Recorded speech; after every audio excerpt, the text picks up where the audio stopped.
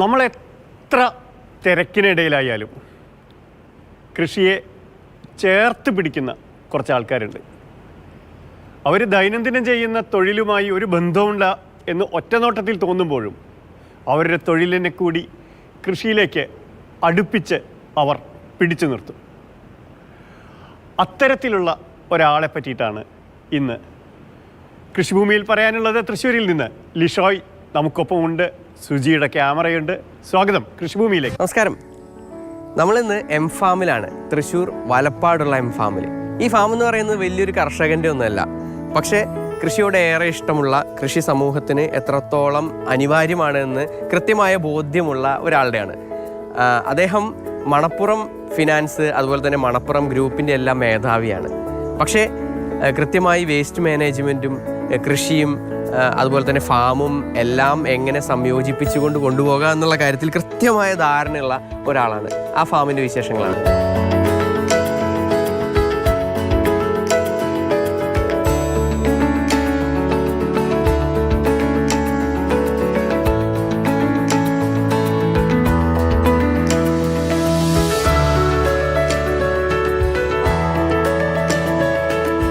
കൃഷിയുടെ മേഖലയിലേക്ക് അതെങ്ങനെയാണ്? അത് തുടക്കം വർഷങ്ങൾക്ക് മുൻപേ തുടങ്ങിയതാണോ, അതോ പിന്നീട് നമ്മൾ ഇങ്ങനെ ഒരു മാതൃക വേണമെന്ന് ആഗ്രഹിച്ചുകൊണ്ടാണ്? എനിക്ക് കൃഷിയോടുള്ള പാഷൻ എൻ്റെ വളരെ ചെറുപ്പം മുതലേ ഉണ്ട്.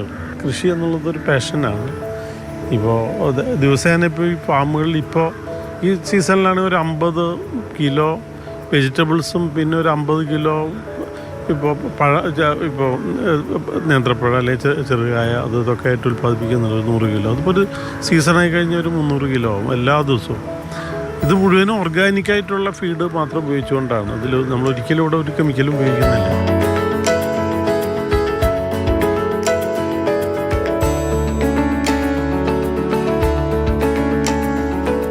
ഈ പച്ചക്കറി ജൈവ കീടനാശിനികളും ജൈവ വളവും മാത്രം ഉപയോഗിച്ച് കൃഷി ചെയ്യുമ്പോൾ രാസകീടനാശിനികൾ ഉപയോഗിച്ച് കൃഷി ചെയ്യുന്ന അത്രയ്ക്ക് വിളവ് ലഭിക്കില്ല. പക്ഷേ ആ ഒരു ഭക്ഷണത്തിൻ്റെ, ആ ഒരു ഉൽപ്പന്നത്തിൻ്റെ ഗുണനിലവാരം എന്ന് പറയുന്നതാണ് പ്രധാനമായി ഇവിടെ നോക്കുന്നത്. അപ്പോൾ എന്തായാലും ഇവിടെ നിന്ന് ഉള്ള ഉൽപ്പന്നങ്ങൾ ഏകദേശം 100 കിലോയിനോടടുത്തൊക്കെ ഒരു ദിവസം വിളവ് ലഭിക്കുന്ന ദിവസങ്ങളൊക്കെ ഉണ്ടായിട്ടുണ്ട്. പക്ഷേ ആ ഉൽപ്പന്നങ്ങളൊക്കെ എം ഫാമിൻ്റെ പല തരത്തിലുള്ള ഔട്ട്ലെറ്റുകൾ വഴി വിപണനം ചെയ്യുന്നു, ഇവിടുത്തെ ജോലിക്കാർക്ക് നൽകുന്നു. അങ്ങനെയാണ് വിപണനവും മറ്റു കാര്യങ്ങളൊക്കെ നടക്കുന്നത്. ഗുണനിലവാരം ആണ് പ്രധാനമായും ഇവിടെ ഉദ്ദേശിക്കുന്നത്.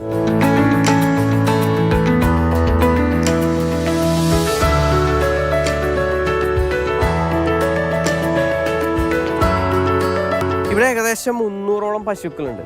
നമ്മളെപ്പോഴും പാല് വാങ്ങുമ്പോൾ അല്ലെങ്കിൽ പാല് കിട്ടുമ്പോൾ എപ്പോഴും ആ പാല് എങ്ങനെ ഉൽപ്പാദിപ്പിച്ചു എന്നുള്ള കാര്യത്തിലൊക്കെ നമ്മൾ ചിന്തിക്കാറുണ്ട്.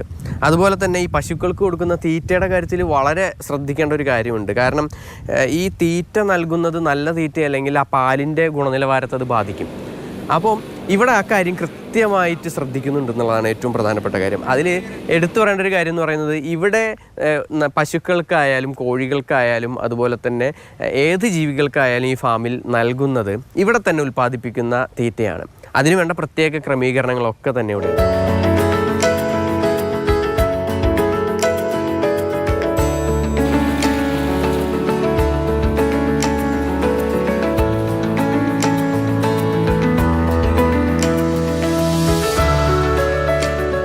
ഫാം ഇതുപോലെയുണ്ട്. എല്ലായിടത്തും കൊണ്ട് പശുക്കളും കോഴികളൊക്കെ ഉണ്ട്. ഇതിന് കൊടുക്കുന്നതും ഓർഗാനിക് ഫീഡ് ഇവിടെ തന്നെ ഉണ്ടാക്കുന്നതാണ്. കുറേ സാധനങ്ങൾ അഗ്രികൾച്ചർ പ്രൊഡ്യൂസ് ഇവിടെ തന്നെ ഉണ്ടാവും. ഇല്ലാത്തത് നമ്മൾ അതിൻ്റെ മാർക്കറ്റിൽ നിന്ന്, ഇപ്പോൾ നമ്മളിപ്പോൾ സാധാരണ എടുക്കാറ് കർണാടകയിൽ നിന്ന് എടുക്കും. സോയാബീൻ പോലുള്ള കാര്യങ്ങൾ ഇപ്പോൾ മഹാരാഷ്ട്രയിൽ നിന്ന് എടുക്കും. ചോളമൊക്കെ ആണെങ്കിൽ തമിഴ്നാട്ടിൽ നിന്ന് എടുക്കും. അതൊക്കെ കൂടി മിക്സ് ചെയ്തിട്ട് ആണ് നമ്മൾ ഫീഡ് ഉണ്ടാക്കുന്നത്. അതിൽ പ്രോബ്ലം എന്താണെന്ന് വെച്ചാൽ, നമ്മൾ മറ്റുള്ള ഫീഡുകൾ പോലെ ഉള്ള വെയിറ്റ് ഗെയിൻ ചെയ്യില്ല. ഇപ്പോൾ കോഴിയാണെങ്കിൽ അതുപോലെ വെയിറ്റ് ഗെയിൻ ചെയ്യില്ല. അതൊരു 40 ദിവസം കൊണ്ട് മറ്റുള്ളതൊക്കെ 2-3 കിലോൻ്റെ അടുത്ത് എത്തുമ്പോൾ ഇവിടെ 200-200 എത്തുള്ളൂ. അപ്പോൾ അത്രയും ഒരു ലോസൊക്കെ ഉണ്ട് അതിൽ. പക്ഷേ നമ്മുടെ സാറ്റിസ്ഫാക്ഷൻ എന്താ വെച്ചാൽ കംപ്ലീറ്റ്ലി ഓർഗാനിക്കാണ്. ഈ ഫാമിലുള്ള യാതൊരു വിധത്തിലുള്ള വേസ്റ്റും അത് വെറുതെ മാറ്റിയിടുകയല്ല ചെയ്യുന്നത്. അതായത് ഇപ്പം ഓലയാകട്ടെ, മരക്കഷ്ണങ്ങളാകട്ടെ, പ്ലാസ്റ്റിക് ഒഴികെയുള്ള എല്ലാ വേസ്റ്റുകളും ഇത് ഒരു മെഷീനിലിടുന്നു, അതിലൂടെ പൊടിച്ചെടുക്കുന്നു. അങ്ങനെ ആ പൊടിച്ചെടുക്കുന്ന ആ പൊടി എന്ന് പറയുന്നത് അത് കമ്പോസ്റ്റാക്കി പിന്നീട് മാറ്റുകയാണ്.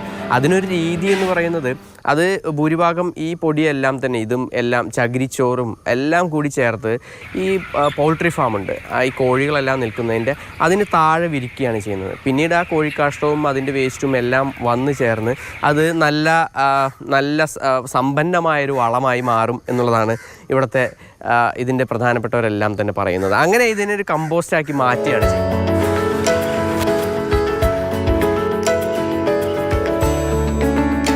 ഇവിടെ മഴ പെയ്യുന്നത് എങ്ങനെ, ഒരു ദിവസം മഴ പെയ്താൽ 20 ലക്ഷം ലിറ്റർ ഇവിടെ വാട്ടർ ടാങ്ക് സ്റ്റോർ ചെയ്യും.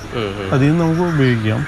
ഇവിടെ പലയിന്നും ഉണ്ടാകുന്ന വേസ്റ്റുകൾ എടുത്തിട്ട് ഇതൊക്കെ ഇതിൻ്റെ മന്യൂവർ പാക്ക് ചെയ്ത് വെച്ചിട്ടുള്ളതാണ് പലതിൻ്റെ. ഇത് ഫുഡ് വേസ്റ്റ് മറ്റു പല വേസ്റ്റുകളുണ്ടല്ലോ അതിൽ നിന്ന് ഉണ്ടാക്കുന്നതാണ്. തെങ്ങിൻ്റെ അതിൻ്റെയൊക്കെ ഓലകളാണെങ്കിൽ അത് മുഴുവൻ പൊടിച്ചിട്ട് അത് വളാക്കുന്നതെന്ന് വെച്ചാൽ ആദ്യം തന്നെ അത് ബ്രോയിലറിൻ്റെ അടിയിൽ ഈ ചകിരിച്ചോറും കൂടെ മിക്സ് ചെയ്തിട്ട് ഇടുന്നു. അത് എല്ലാം കോഴികളെ വളർത്തുന്നത്. ആ ബെഡിലാണ് കോഴികളെ വളർത്തുന്നത്. അത് ഒരു 40 ദിവസം കഴിയുമ്പോൾ അത് മാറ്റും. അത് ഇതിൽ കൂടെയൊക്കെ പലതിൽ കൂടെ മിക്സ് ചെയ്യും. ഇത് വേറെ ഒന്ന് മിക്സ് ചെയ്യും. ഇങ്ങനെ പലതും ഉണ്ട്. അതുപോലെ തന്നെ നമ്മളിപ്പോൾ ഇതിൻ്റെ യൂറിനുണ്ട്, അത് കോൺസെൻട്രേറ്റ് ആക്കും. പിന്നെ എന്നിട്ടത് പെസ്റ്റിസൈഡായിട്ട് ഉപയോഗിക്കുന്നതുണ്ട്, വളമായിട്ട് ഉപയോഗിക്കുന്നുണ്ട്. അതിൽ 20 times ഡൈല്യൂട്ട് ചെയ്തിട്ട് ഉപയോഗിക്കാം. അങ്ങനത്തെ പല ഇതുകളും ചെയ്തുകൊണ്ടിരിക്കുന്നുണ്ട്. അപ്പോൾ എങ്ങനെയാണ് നമ്മുടെ ഈ പ്രോഡക്ട്സിൽ നിന്ന് ബൈ പ്രോഡക്ട്സ് ഉണ്ടാക്കുക, എങ്ങനെയാണ് ഓർഗാനിക്കായിട്ട് സാധിക്കുക, അതുകൊണ്ട് എങ്ങനെയാണ് നമ്മളെ ആളുകളെ പിന്നെ പബ്ലിക് ഹെൽത്തിന് നമുക്ക് എങ്ങനെയാണ് നമുക്കൊരു മോഡൽ ഉണ്ടാക്കിയെടുക്കാൻ പറ്റുക. നമുക്ക് ചെയ്യാൻ പറ്റുന്ന ഒരു ചെറിയ ഇതല്ലേ ഉള്ളൂ. എന്നാലും അതൊരു മോഡലിംഗ് ആണ്. അതൊരു എങ്ങനെയൊക്കെ ചെയ്യാൻ പറ്റും, എങ്ങനെയൊക്കെ ഈ പ്രോഡക്റ്റ്സ് ഉപയോഗിക്കാൻ പറ്റും. നമ്മുടെ ഏറ്റവും വലിയ പ്രശ്നമായിട്ടുള്ള വേസ്റ്റ് കംപ്ലീറ്റ് നമ്മൾ ഇവിടേക്ക് എടുക്കുകയാണ്, പുറത്തേക്ക് കൊണ്ടുപോകില്ല. ഇവിടത്തെ മാത്രമാണോ അതോ എല്ലായിടത്തും?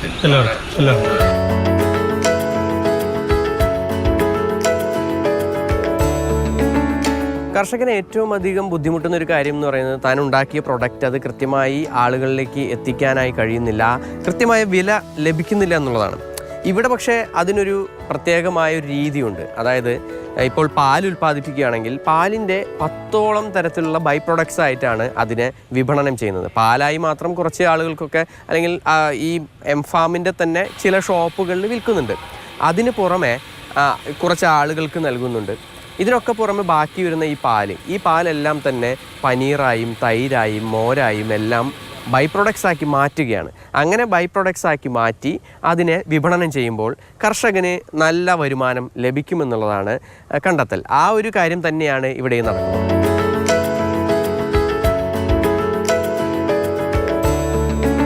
എനിക്കിപ്പോൾ ഞാൻ എൻ്റേതായിട്ടുള്ള ഔട്ട്ലെറ്റ്സ് ഉണ്ടാക്കിയിട്ടുണ്ട്.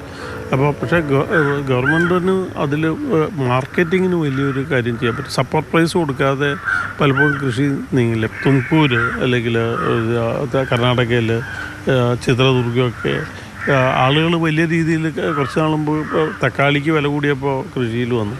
ഇപ്പോൾ തക്കാളി വില വല്ലാതെ കുറഞ്ഞു. അപ്പോൾ ആളുകൾ ആത്മഹത്യ ചെയ്യുന്ന പ്രശ്നങ്ങൾ എപ്പോഴും ഉണ്ട്. അതിൻ്റെ കാരണം ഇതാണ്, ഒരു സസ്റ്റൈനബിലിറ്റി ഇല്ല. ഇതിനാണ് ഞാനിവിടെ ചെയ്യുന്നത്. എനിക്കിവിടെ കോൾഡ് സ്റ്റോറേജുകളുണ്ട്. ഈ സാധനങ്ങൾ ആ സമയത്ത് മുഴുവൻ അധികം ഉണ്ടാകുന്ന സമയത്ത് അതെടുത്ത് കോൾഡ് സ്റ്റോറേജിൽ സ്റ്റോർ ചെയ്യും. പക്ഷേ നമുക്ക് ഇൻവെസ്റ്റ്മെൻ്റ് ആവശ്യമുണ്ട്. അപ്പോൾ അതിൽ ഗവൺമെൻറ് സപ്പോർട്ടുകൾ, സബ്സിഡികളൊക്കെ സാധാരണക്കാർക്ക് വളരെ അത്യാവശ്യമാണ് ഇത് പ്രൊമോട്ട് ചെയ്യാൻ. അല്ലെങ്കിൽ നമ്മുടെ ഫുഡ് സെക്യൂരിറ്റി എന്ന് നമ്മൾ എപ്പോഴും ചിന്തിച്ചുകൊണ്ടിരിക്കുന്ന അല്ലെങ്കിൽ പറഞ്ഞുകൊണ്ടിരിക്കുന്ന കാര്യങ്ങൾ റിയാലിറ്റിയിലേക്ക് വരില്ല.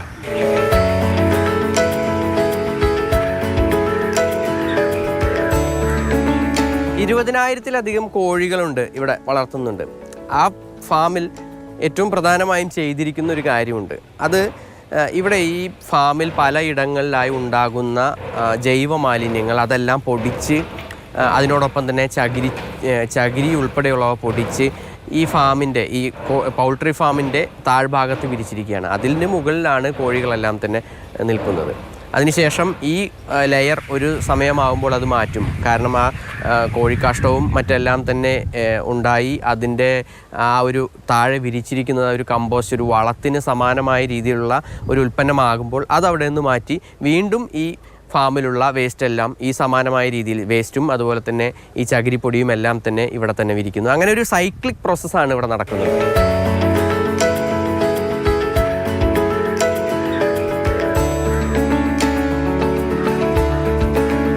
ഇപ്പോൾ നമ്മൾ ഒരു 3 ദിവസമായ കുഞ്ഞിനെ മേടിക്കുകയാണ്. ഇപ്പോൾ നമ്മൾ അവിടെ വരുന്നുണ്ട്, അവിടെ ഇപ്പോൾ പണി തുടങ്ങുന്നുണ്ട്. ഇപ്പോൾ ഇൻക്യുബേറ്റ് ചെയ്യാൻ പാരൻറ്റ് സ്റ്റോക്കിനെ മേടിച്ച് ഇത് അതുപോലെ 6 മാസത്തിനുള്ള ഈ പാരൻറ്റ് സ്റ്റോക്കിനെ നമ്മൾ തന്നെ മുട്ട ഉൽപ്പാദിപ്പിച്ച് മുട്ട ഇവിടെ തന്നെ ഇൻക്യുബേറ്റ് ചെയ്ത് അതിൻ്റെ കുഞ്ഞുങ്ങളായിരിക്കും ജനിച്ചു വളർന്നു വന്ന് അതിന് ഫീഡിങ്ങും ഒക്കെ നമ്മൾ ഇവിടെ തന്നെയാണ്. എല്ലാം പുളി ഓർഗാനിക്. അതെ. പിന്നെ ഇവിടുത്തെ ഈ ഇലകളൊക്കെ ഉണ്ടല്ലോ, അതൊക്കെ പൊടിച്ചതാണ്. അത് ഇത് തന്നെ ഇത് കഴിയുന്നതോടുകൂടി മാറ്റും. അത് മാറ്റുമ്പോൾ അത് വളവും.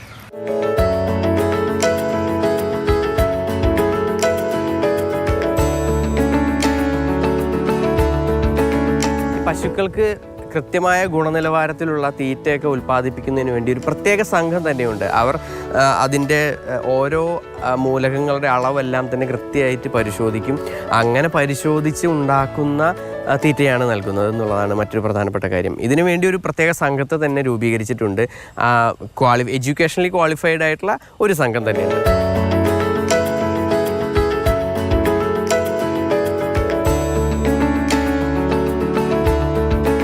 ഓരോന്നിനും അവർക്ക് അതിനും പറ്റിയ ഇൻസ്റ്റിറ്റ്യൂട്ട് ഇന്ത്യയിലും വിദേശത്തായാലും അയച്ചിട്ട് ട്രെയിനിങ് കൊടുക്കും. ഇവിടെ ബേസിക് ആയിട്ടുള്ള ക്വാളിഫിക്കേഷനുള്ള ഫ്രഷേഴ്സിനെ ഞാൻ എടുക്കും. ഇപ്പോൾ ബിടെക് ഇൻ ഫുഡ് ടെക്നോളജി, അല്ലെങ്കിൽ MSc ഇൻ ഫുഡ് പ്രോസസ്സിങ്, അല്ലെങ്കിൽ MSc in horticulture, BSc in agriculture, ഇങ്ങനെയുള്ള ആൾക്കാരൊക്കെ എടുക്കും.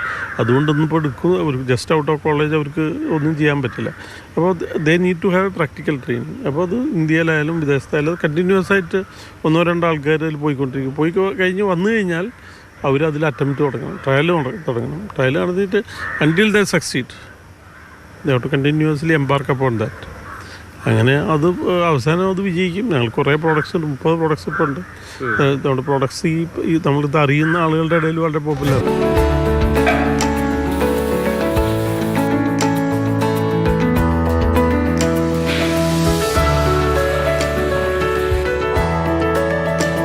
ഇവിടെ പ്രധാനമായിട്ടും പശുക്കളും ആടും കോഴിയും അങ്ങനെ ഉൾപ്പെടെ വളർത്തുമൃഗങ്ങളെ പരിപാലിക്കുന്ന ഒരു ഇടമാണ്. എന്തൊക്കെയാണ് ഇവിടുത്തെ നമ്മളുടെ ഒരു കൺസെപ്റ്റ്, എങ്ങനെയാണ് ഒരു പ്രത്യേകതകൾ എങ്ങനെയൊക്കെയാണ്? ഇവിടെ തന്നെ കൃഷി, ആ കൃഷിയുടെ പ്രധാനമായിട്ടും അതിൽ നിന്ന് കിട്ടുന്നതായിട്ടുള്ള ഭാഗങ്ങൾ പല പ്രോഡക്ട്സ് ഉണ്ടാവും, ബൈ പ്രോഡക്ട്സ് ഉണ്ടാവും. അത് തന്നെ ഫീഡിന് ഉപയോഗിക്കുക. ഓർഗാനിക്കായിട്ട് തന്നെ ഇപ്പോൾ പിണ്ണാക്ക് നമ്മൾ കുറേ ഇവിടെ തന്നെ ഉണ്ടാക്കുന്നുണ്ട്. കർഷകർ നേരിടുന്ന ഏറ്റവും വലിയൊരു പ്രതിസന്ധി എന്ന് പറയുന്നത്, ഇപ്പം ഒരു ക്ഷീര കർഷകനാണെങ്കിൽ പാലിന് ചിലപ്പോൾ വിചാരിച്ച അത്രയ്ക്ക് കച്ചവടം ഉണ്ടാവില്ല. അവർക്ക് ഉൽപ്പാദിപ്പിക്കുന്ന അതിന് വേണ്ട ചെലവിനനുസരിച്ച് അവർക്ക് ലാഭം കിട്ടില്ല എന്നുള്ളതാണ് സാധാരണ ക്ഷീര കർഷകർ നേരിടുന്ന ഏറ്റവും വലിയ പ്രതിസന്ധി എന്ന് പറയുന്നത്. അപ്പോൾ ഈ വാല്യൂ ആഡഡ് പ്രൊഡക്ട്സ് ആക്കി മാറ്റുന്നതിലൂടെ അവർ അതിൻ്റെ ഒരു പ്രതിസന്ധി മറികടക്കാന്നാണോ സാറ് പറയുന്നത്? അതാണോ ഇവിടെയും ചെയ്യുന്നത്? ഒന്ന് കൂടുതൽ വില കിട്ടും ആ വാല്യൂ അഡീഷനിൽ കൂടെ. 100% അല്ലെങ്കിൽ 200% ഡിപ്പെൻഡിങ് അപ്പോൺ ദ പ്രോഡക്റ്റ് നമുക്കതിന് ബെനിഫിറ്റ് കിട്ടും. ഇവിടെ ഉണ്ടാക്കുന്നത് ഈ പാലെടുത്താൽ പാല് കുറച്ചൊക്കെ നാട്ടുകാർക്ക് റോ മിൽക്കായിട്ട് കൊടുക്കും. പിന്നെ വേറെ ഉള്ളത് അത് തൈരാക്കും, അതുപോലെ നെയ്യാക്കും, വെണ്ണയാക്കും. പിന്നെ നമ്മൾ തന്നെ ഐസ്ക്രീം ഉണ്ടാക്കുന്നുണ്ട്. ഇതെല്ലാം ഓർഗാനിക് ആയതുകൊണ്ട് ഈ ഭാഗത്ത് വളരെ പോപ്പുലറാണ്. അപ്പോൾ ഇവിടെ ഉണ്ടാക്കുന്ന പ്രോഡക്ട്സ് മുഴുവനും ഇവിടെ തന്നെ ലോക്കലായിട്ട് തന്നെ വിറ്റുപോകും.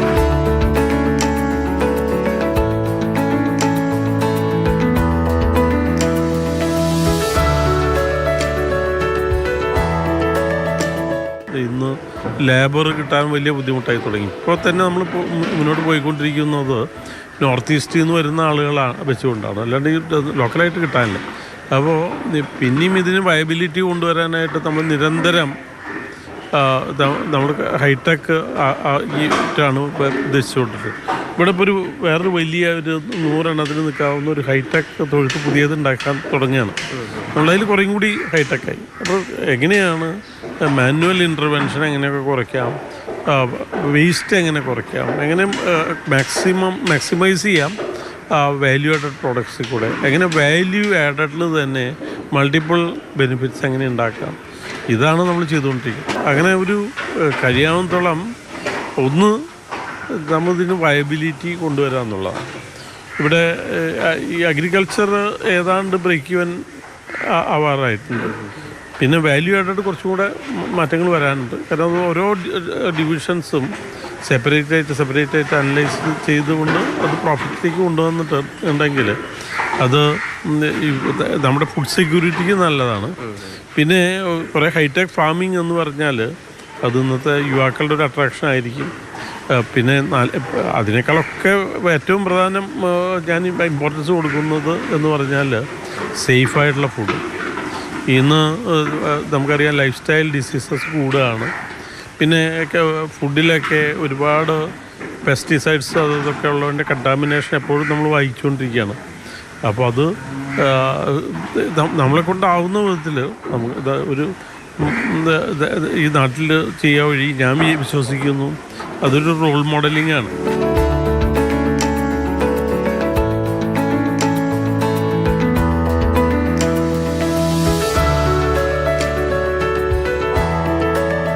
പശുക്കൾക്കൊക്കെ പുറമെ ഇവിടെ 350-ലേറെ പോത്തുകളുണ്ട്, ആടുണ്ട്, 450-ലേറെ ആടുകളുണ്ട്, കൂടാതെ കാടയുണ്ട്. ഇതെല്ലാം തന്നെ കുഞ്ഞുങ്ങളായിരിക്കുമ്പോൾ പല വെറൈറ്റികൾ നല്ല ഇനം കുഞ്ഞുങ്ങളെ വാങ്ങി ഇവിടെ തന്നെ വളർത്തി അതിന് ശേഷമാണ് മറ്റ് മുട്ടയ്ക്കായാലും ഇറച്ചിക്കായാലും എല്ലാം തന്നെ ഉപയോഗിക്കുന്നത്.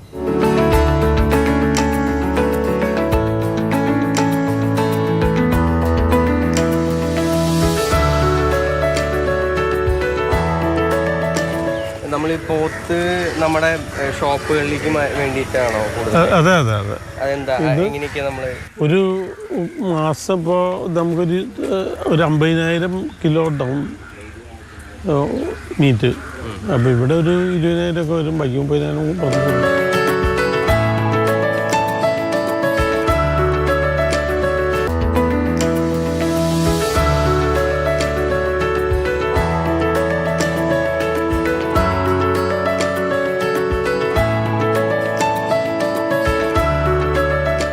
ക്യാപിറ്റൽ ഇൻറ്റൻസീവാണ് ആയിക്കൊണ്ടിരിക്കുകയാണ്. അപ്പോൾ ക്യാപിറ്റൽ ഇൻറ്റൻസീവ് ആയതുകൊണ്ട് നമ്മൾ കുറേ ഇൻവെസ്റ്റ്മെൻറ്റും വേണ്ടി വരും. അതിപ്പോൾ ബാങ്കുകൾ ധാരാളം ഫിനാൻസ് ചെയ്യുന്നുണ്ട് അതിന് ഉള്ള ലോവർ റേറ്റിലൊക്കെ. പക്ഷേ ഇന്നത്തെ ക്യാഷ് ഫ്ലോ നോക്കിയാൽ ഒരു അഗ്രികൾച്ചർ എൻ്റർപ്രനർക്ക് അത് ബോറോ ചെയ്താലും ഇതിലെ കംപ്ലീറ്റ് ഇക്കോ സിസ്റ്റത്തിലേക്ക് വരുമ്പോഴേക്കും ഒരുപാട് കോടികൾ വരും. അപ്പോൾ ആ ചാലഞ്ച് ഉണ്ട്. പക്ഷെ എന്നാലും ചെറിയ രീതിയിൽ പലതുമായിട്ട് ചില ഏരിയകളിൽ സ്പെഷ്യലൈസ് ചെയ്ത് ഓരോരുത്തർക്ക് ട്രൈ ചെയ്യുമ്പോൾ കോസ്റ്റ് കുറവാണ്. അപ്പോൾ സബ്സിഡികളൊക്കെ ഉണ്ടെങ്കിലാണ് ഒരു സാധാരണക്കാർക്ക് ഇതിലേക്ക് വരിക. കാരണം ഫുഡ് സെക്യൂരിറ്റി ഇന്ത്യയുടെ മാത്രമല്ല ലോകത്തിൻ്റെ മുഴുവനും ചാലഞ്ചാണ്. അപ്പോൾ ഇങ്ങനെയുള്ള കാര്യങ്ങൾ എൻകറേജ് ചെയ്തേ പറ്റൂ.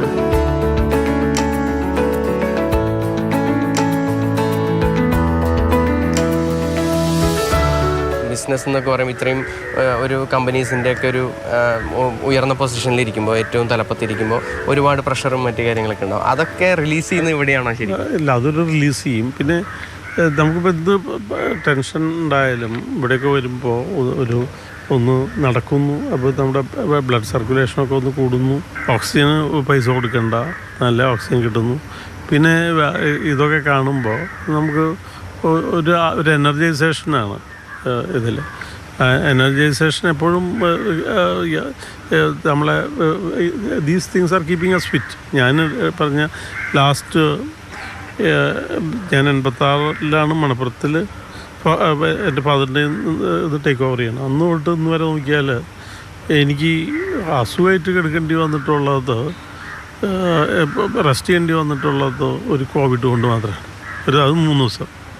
അപ്പോൾ ഇതിന് പ്രധാന കാരണം ഞാൻ അട്രിബ്യൂട്ട് ചെയ്യുന്നത് ഈ കാര്യങ്ങളാണ്. ഞാൻ 365 ദിവസം വർക്ക് ചെയ്യുന്നതാണ്. സൺഡേ എന്ന് പറഞ്ഞാൽ ഓഫീസില്ലാത്തതുകൊണ്ട് ഞാൻ രാവിലെ തൊട്ട് ഈ ഫാമിൽ നേരിട്ട് എല്ലാ ഫാമിലും പോകും. അത് പല ഭാഗങ്ങളിലായിട്ട്. ഒന്ന് കൊടന്നൂർ, ചേർപ്പടുത്തുള്ള കൊടന്നൂർ, ചിലത് 1-2 ബീച്ചിൻ്റെ പല സൈഡുകളിൽ, ഒക്കെ ആയിട്ടാണ് ഫാമുകൾ കിടക്കുന്നത്. അപ്പോൾ അവിടെയൊക്കെ പോവും, അവിടെയുള്ള എന്താ നടക്കുന്നതെന്ന് നോക്കും. കാരണം നമ്മുടെ ഗൈഡൻസും ഇൻപുട്സും കൊടുക്കേണ്ടി വരും. അതൊക്കെ സൂപ്പർവൈസേഴ്സും പ്രൊഫഷണൽസും ഉണ്ടെങ്കിൽ തന്നെ they are all working to achieve അവർ ഡ്രീം. അപ്പോൾ അവർക്കത് കണ്ടിന്യൂസ് ആയിട്ടുള്ള ഇൻപുട്ട് കൊടുക്കേണ്ടി വരും.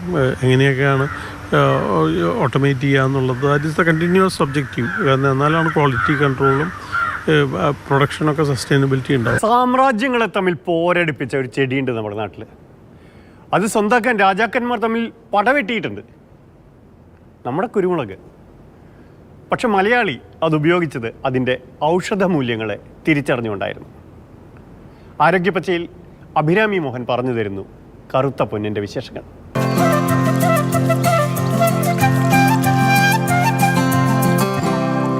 തിരിമുറിയാതെ മഴ പെയ്ത തിരുവാതിര ഞാറ്റുവേലക്കാലത്ത് തിരിയിടുന്നത് എങ്ങനെയെന്ന് മാത്രം ആലോചിച്ചു നിന്ന ഒരു ചരിത്രമുണ്ട് നമ്മുടെ ഈ കുരുമുളകിന്.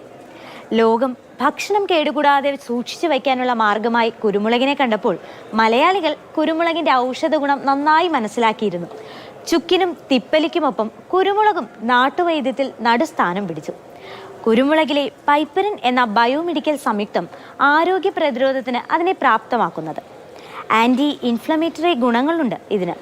സന്ധിവാതം, ആസ്മ, ചിലതരം വീക്കങ്ങൾ എന്നിവയൊക്കെ വരുതിയിലാക്കാൻ ഇത് സഹായിക്കും. ദഹന എൻസൈമുകളെ ഉൽപ്പാദിപ്പിക്കാൻ കുരുമുളകിന് കഴിയും. അതിനാൽ നല്ല ദഹനവും കിട്ടും. മലബന്ധം, ഗ്യാസ് പോലുള്ളവ തടയാനുമാകും.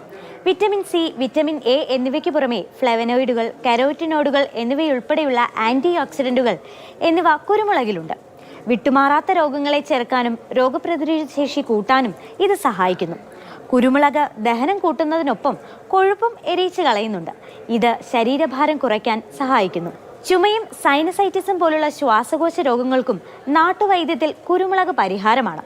പുതിയ പഠനങ്ങൾ കുരുമുളകിൻ്റെ ന്യൂറോ പ്രൊട്ടക്റ്റീവ് ഗുണങ്ങളും വ്യക്തമാക്കുന്നുണ്ട്. നമ്മുടെ വീട്ടുമുറ്റത്തും ചെടിച്ചട്ടിയിലുമൊക്കെ കുരുമുളക് വളരുന്നത് ഇത്രയേറെ ഔഷധ ഗുണങ്ങളുമായാണ്. എന്നാലും വലിയ പ്രതിസന്ധി നേരിടുകയാണ് കേരളത്തിലെ കുരുമുളക് കർഷകർ. കുരുമുളകിൻ്റെ കാര്യം പറഞ്ഞപ്പോഴാണ് തിരുവാതിര ഞാറ്റുവേലയെ കട്ടുകൊണ്ടുപോകാൻ പറ്റാത്തിടത്തോളം കുരുമുളകിനെ രക്ഷിക്കാൻ വേറെ പെടാപ്പാട് വേണ്ട എന്ന് പറഞ്ഞൊരു രാജാവുണ്ടായിരുന്നു നമ്മുടെ നാട്ടിൽ. പക്ഷേ ഞാറ്റുവേലികൾ തെറ്റിക്കൊണ്ടിരിക്കുകയാണ്, കാലം തെറ്റുന്നുണ്ട്. അപ്പോഴും കൃഷിയെ ചേർത്ത് പിടിക്കുന്ന ഒരുപാട് പേരുണ്ട് എന്നിടത്താണ് നാം മുന്നോട്ട് പോകുന്നത്. കാത്തിരിക്കുന്നു നിങ്ങളുടെ നിർദ്ദേശങ്ങളും അഭിപ്രായങ്ങളും.